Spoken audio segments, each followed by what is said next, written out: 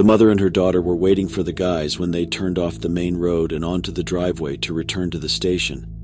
"What are you doing, by the way?" Jake said. "It's not safe here." But he could see that they were both quaking. The girl pointed in the direction of the building and said, "Mister, the lights went out." "Yes, we thought that was unusual, so we went outside," the woman added. "Inside we didn't feel secure. We heard something," Clara remarked. "There were noises coming from the rear," her mother said. "Yeah." Jake responded, "All right, let's go back first and then we'll see." All of them returned to the station. The females were behind him, Jake was in the rear, and the cashier was in front with a flashlight. He briefly turned around and started to move backward. He continued to look down the road but was unable to see anything. Nothing was moving on the silvery road because the night was calm. Since his arrival, no cars have passed. It truly appeared to be an abandoned road. He questioned why the petrol station's proprietor hadn't declared bankruptcy. The owner must have made very little money here, it seemed certain. As Jake turned, he saw that his eyes were drawn to the woman's hips. He enjoyed the way they moved. She highlighted her curves by donning tight jeans. Her upper torso was covered by a thin jacket made of a material that appeared to be leather. Jake thought again, a beautiful woman, before turning his head away in disgust. He started thinking about a lady while others were dying, which made me dislike him. Primitive instincts usually prevail in the end, he reasoned. While Curtis circled the structure, Jake stayed with Jenna and Clara. The young child was giving her mother a bear hug. Jenna was maintaining a watchful touch on Clara's shoulder. Jake knelt down in front of the girl and gave her a consoling smile. She returned the smile. "What's your age, Clara?" She answered in a hesitant voice. "I'm 10. "Well, Clara, Curtis and I are going to learn what is going on, and then—" The loud cursing emanating from behind the structure prevented him from finishing. Curtis was there. Jake advised them to stay there rather than go because they had no idea what was outside. Curtis was motionless and had a vacant look on his face as Jake chased him down. He noticed what alarmed the cashier when he turned toward the breaker panel. The panel and adjacent wall were coated in blood and brain matter. Near the panel, the overweight man's body was lying on the ground. Half of his skull and his face were missing. Now they knew why the station's lights were off. The creature that dragged the victim here after snatching him from his pickup truck also destroyed the breaker panel by smashing his bloodied skull against it. "What in the world?" inquired Jake. He was at a loss for words. "That is why there is no electricity here. Panel is damaged. I've dialed 911. Curtis and Jake returned to the females quickly. They immediately saw that there was a problem. "What is incorrect?" questioned Clara, who then approached Jenna. Curtis said, "Nothing," but neither Jenna nor Clara accepted his explanation. Jake responded, "Come inside," as calmly as he could. Jenna said, "Wait, what happened back there?" Jake grew angrier and said, "Just let's go inside, please." The girls entered as instructed and discovered Curtis feverishly pressing buttons on his phone. Could someone kindly explain what's wrong? Jake instantly informed her about the body after grabbing her by the hand and yanking her away from Clara. She screamed in terror but made an effort to stifle it with her hand. "Clara won't be involved in much of the solution," Jake assured her, "but they will try to contact the appropriate authorities." It was crucial to protect the young child, since he didn't want her to experience trauma at such a young age. "My signal is terrible, damn," Curtis replied. "I'll give the landline a try." He took up the phone and waited after dialing 911. The line was picked up by someone before going dead. After a few more tries, it began to operate once again. The connection didn't immediately go dead, allowing him to talk briefly before it abruptly did so once more. "Did it succeed?" inquired Jenna. "Don't know. I spoke with an operator, but I'm not sure whether she understood me properly. We can only hope that they got at least where we are." So Jenna said, "What now?" "We wait," replied Jake. "To what end? Even the status of help's arrival is uncertain. Because of the event that caused—" Jake started to speak but realized his error and paused. "What object?" a distressed Clara questioned. "Not at all, honey. Could you please assist Curtis in finding what he needs?"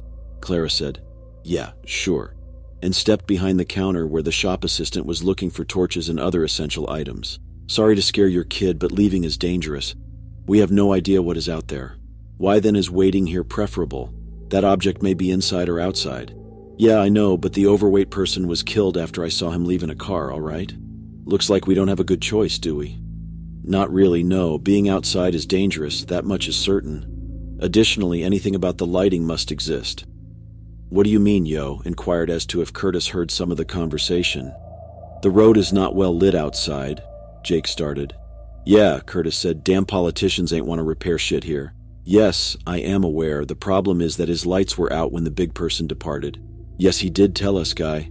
Now when I think back, what's your point? Why are the lights on? Jenna inquired as she cast wary glances at the males. He also claimed that seeing anything on the side of the road caused his lights to go out.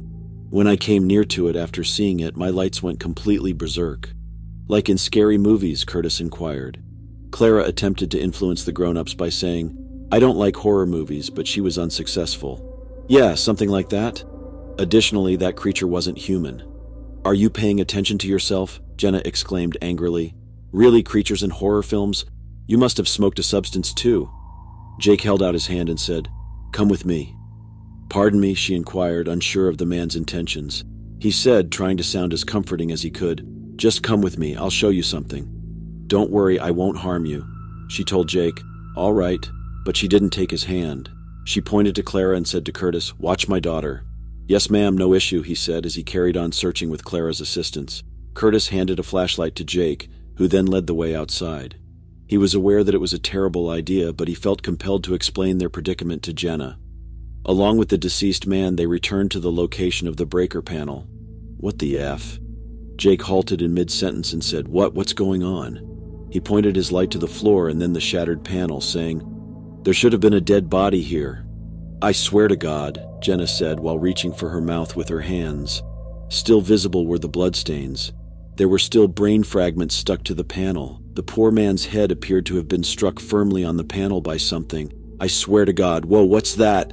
In shock, Jenna yelled. Jake said, Looks like a tongue, as he briefly examined the big man's tongue, which was lying in a tiny pool of blood not far from the panel. Jake observed that the blood staining on the ground extended into the woods. He illuminated the area where the body had formerly been, then followed the bloody streak until it vanished into the shadows of the woods. Jenna remarked, shuddering, That thing dragged the body into the woods. Sure, but why? I'm not sure, perhaps to eat it. Maybe, why leave it here initially and remove it later? I don't know. Jake halted when his light beam struck something he had not previously noticed. He exhaled, and Jenna gave him a troubled, half-frightened expression. Whoa, what's that? She inquired, and drew nearer to him to observe what was causing him to look so bewildered at the ground. A name was written on the ground there on the bleeding drag marks in decades-old asphalt. Jake's eyes were so amazing. He realized that tonight's events are not random the instant he noticed the bleeding name on the ground. They relate to him in some way. He was thinking about the ramifications when Jenna intervened. Who the heck is Clark, you ask? He is, or rather, he was my son. Was? Jake murmured, nearly with a voice that became lodged in his throat. He died, Jenna apologized and placed her hand on Jake's shoulder. Yes, thank you. Now let's return to... He was interrupted by a loud scream. Nobody else could have been it. It was Clara.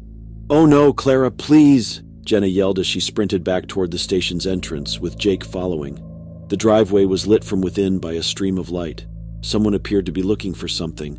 Clara yelled, Mommy! As she went out of the front door and grabbed her mom. Don't worry, honey, here I am. What occurred? A monster attempted to abduct me.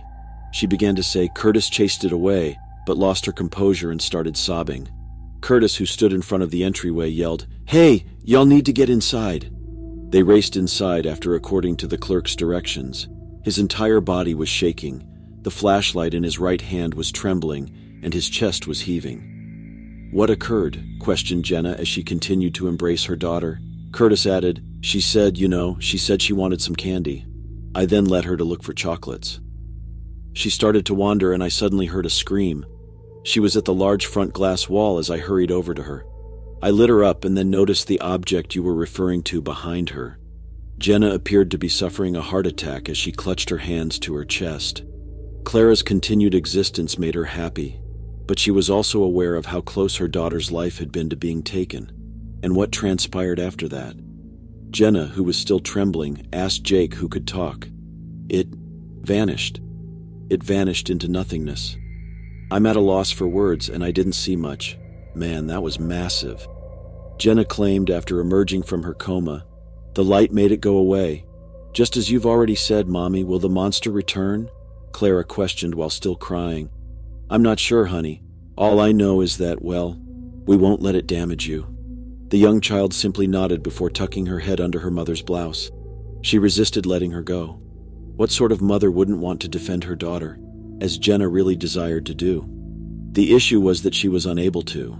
The two guys who were also gone had to be her support system. Yes, Jake said, it doesn't like the light, because the obese guy's lights weren't working. That's why it knocked out the breaker panel and why it may startle him. Hey, the overweight guy claimed that as he passed the object on the road, his lights went out. Your lights are on and you passed it too, right? Yes, I believe so. My lights and radio went crazy the first time I drove past the object. After I went further down the road, everything went back to normal. Why did your lights continue to function, I wondered, Jenna inquired. I haven't the foggiest idea.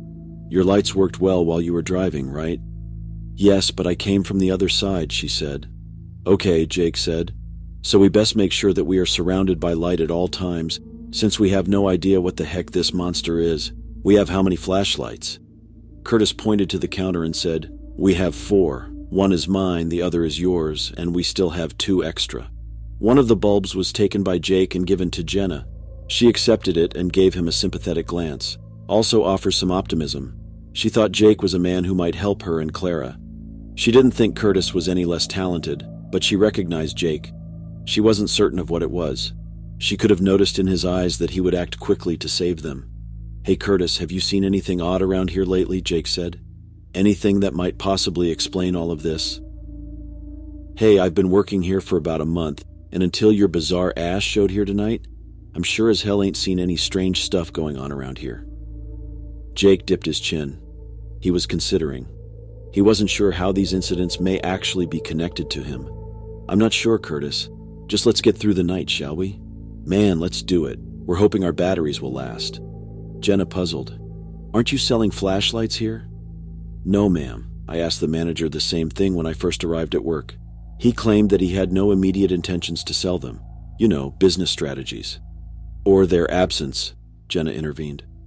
After their flashlights went out, Jake shouted. They were surrounded by darkness and felt frigid fingers scurry up their backs. Clara gave her mother a tighter embrace. The two guys made frantic attempts to reignite the lights, but in vain.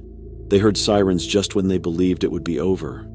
A police cruiser soon arrived on the driveway with flashing red and blue lights.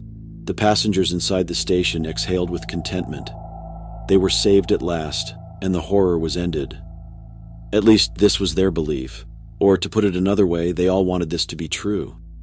The car's siren and lights abruptly shut off, preventing it from getting too near.